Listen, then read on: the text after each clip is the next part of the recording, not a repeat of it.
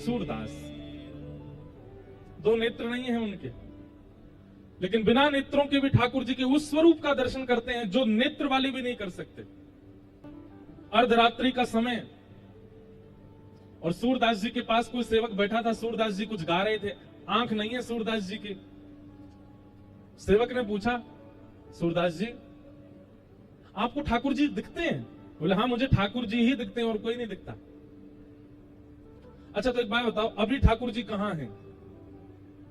इस समय अर्धरात्रि हो रही है, बताओ अभी ठाकुर जी कहां हैं और क्या कर रहे हैं? तो सूरदास जी जोर से हंसने लगे।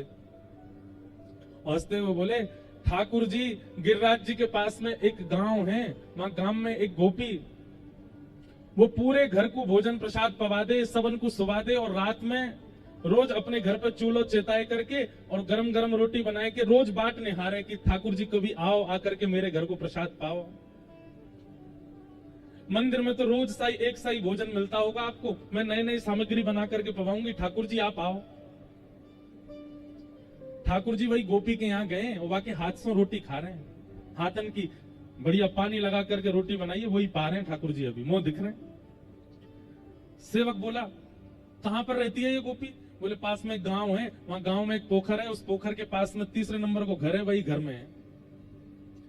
आधी रात में ही वो सेवक भागा और जैसे ही जाकर के उसने जाके देखा तो वहां क्या दिखता है कि चूल्हा ठंडा हो गया है और वो जो गोपी थी ना वो अचेत अवस्था में थी, नेत्रों से अविरल अश्रुधार गिर रही थी और बड़ी सुंदर सुगंध आ रही थी उसके घर में। जाकर के सेवक ने कहा, अरे सखी तू इतनी आनंद में कैसे, कहां भयो?